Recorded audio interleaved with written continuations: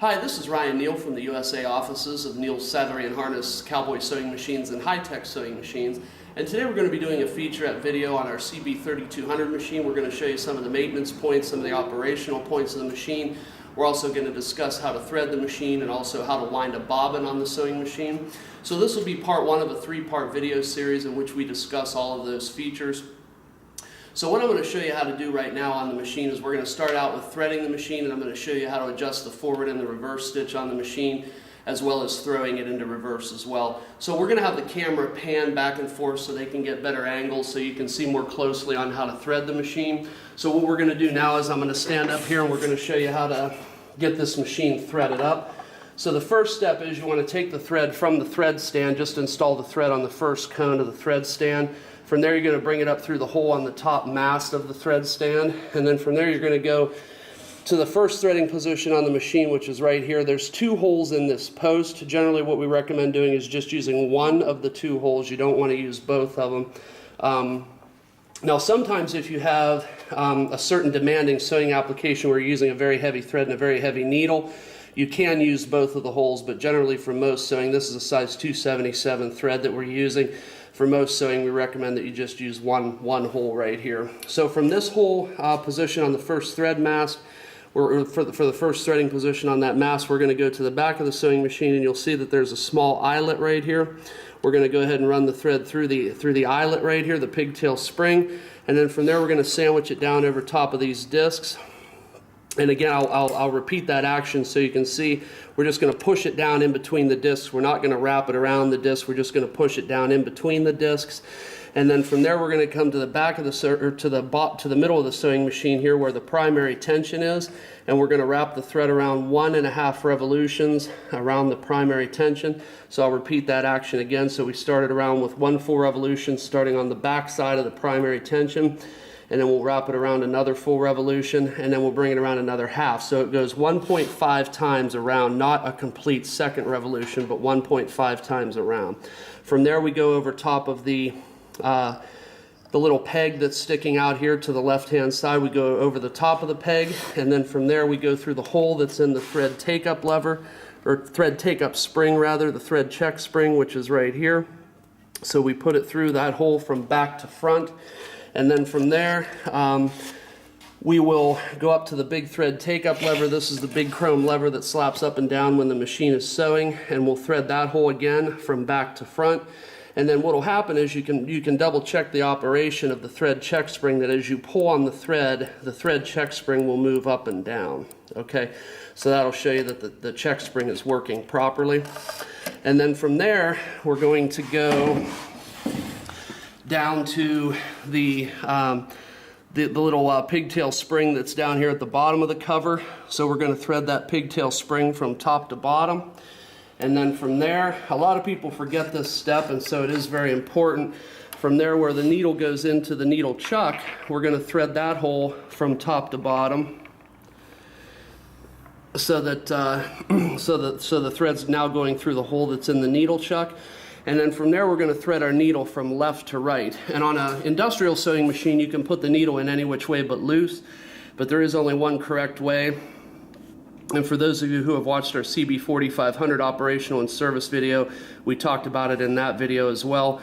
But there's a long groove on the left-hand side of the needle. It might be very difficult to see from the camera angle. There's a long groove that runs the entire length of the needle.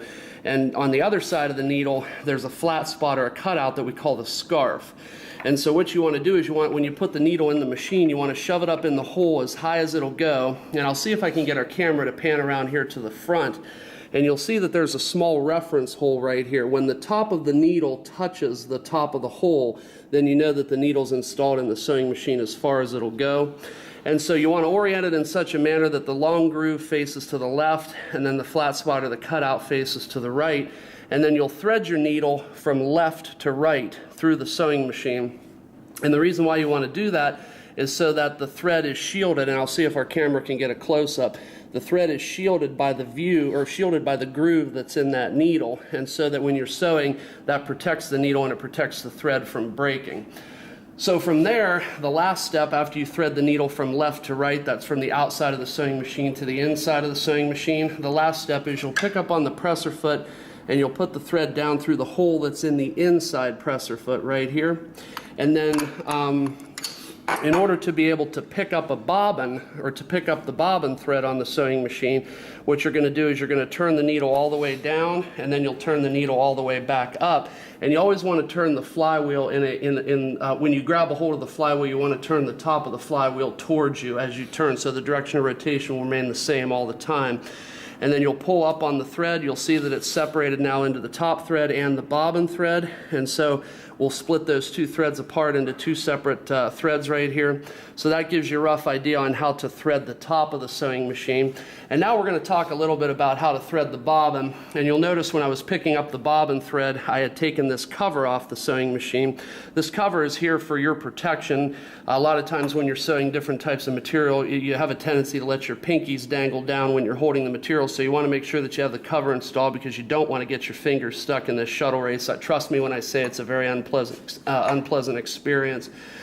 So what you want to do when you take this cover off, if the cover is normally installed in this position, and you'll see that there's an arrow that points to remove, and then there's another arrow that points to set. To remove it, you're just going to twist it this direction and you'll pull the cover straight off. To install the cover back on the machine, you're going to twist it the opposite direction, and that sets it in position. So that shows you how to take the cover off and put the cover back on. Now to change the bobbin thread, what you're going to do is you'll notice right here on the side of the sewing machine that there's a small tab, and when you change your bobbin thread, you want to make sure that your needle's in the highest position. That orients it in such a manner that you'll be able to see this tab very plainly. And what you can do is just push out on the tab, and then you'll push that tab this direction. And so what will happen is the bobbin is spring loaded, so you can see as I let go of the bobbin wants to pop out of the bobbin case, which is what we want. And so from there, we'll just simply remove the bobbin from the bobbin case.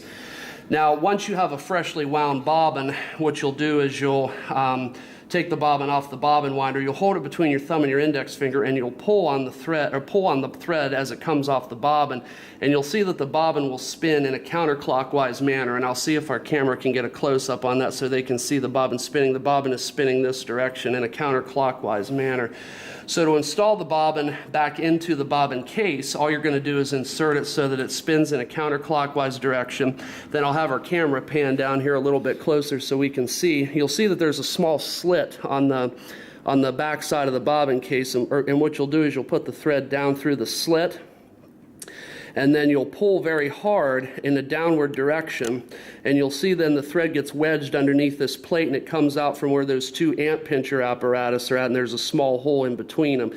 So you'll pull it down, straight down underneath the plate and out where the amp pincher apparatus is, and then you simply pull it back shut. And then generally what we like to do is trim the thread so there's around 6 or 8 inches of thread hanging out of the bobbin case. And then from there we can just proceed to pick up our bobbin thread again, and I'll let our camera pan back so they can see what direction I'm turning this wheel. So you want to grab a hold of the top of the wheel and turn the top of the wheel towards you, and do it in one fluid motion so the needle goes all the way down and all the way back up, and then you'll notice that it picks up the bobbin thread. So that's how the bobbin thread is picked up on this particular sewing machine. Then again, you'll reinstall your front cover back onto the machine, and so now you're ready to start sewing. So the next step I'd like to talk about is how to adjust the reverse mechanism and how to adjust the stitch length. On the CB3200, some of the earlier machines did not have the numbering system that was on this machine, but it still works entirely off the same principle. You'll see on the plate on the front of the machine, there's an F down at the bottom that stands for forward, and then there's an R up top which stands for reverse. And there's also a numbering system that's on the plate, a numbering scale.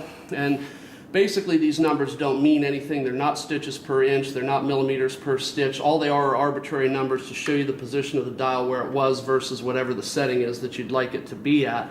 So in order to get a smaller stitch, what you'll do is you'll turn the small adjuster knob in a clockwise direction. That has the effect of tightening it. That forces the ram closer to the plate so that you cannot put this handle down quite as far. And so you'll see then the reference point went from a 10 all the way to a 6. So that tells you that the stitch is going to be smaller. Now to increase the stitch length, what you're going to do is back off on this knob, back off on this dial, and you'll turn that in a counterclockwise direction. That allows you to force the ram down farther, down towards the forward section. and that's going to give you a bigger stitch. So in order to be able to put the machine into reverse, all you have to do simply is slam the lever up as high as it'll go, and that throws the machine into reverse. And whatever the stitch is in forward, it will also match proportionally in reverse. We do calibrate these machines to make certain that the forward stitch does match the reverse stitch. So when you're in the reverse stitch, if you're ready to go forward again, you simply slam the lever all the way back down. It works a lot like a gear shift lever on a car does. So when you're ready to put it in reverse, slam the lever all the way up. When you're ready to put it in forward, you push the lever all the way down. If you want to have a smaller stitch, you'll turn this knob clockwise, and that'll give you a smaller stitch by virtue of not being able to push the ram all the way down. If you want to have a larger stitch, you'll turn this adjuster knob counterclockwise, and that'll give you a larger stitch.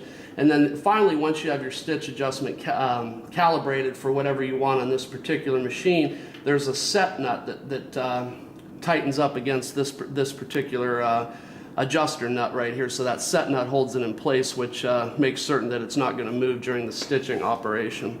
So this is a brief introductory video on how to thread the sewing machine, how to change the bobbin, and also how to put the machine into reverse.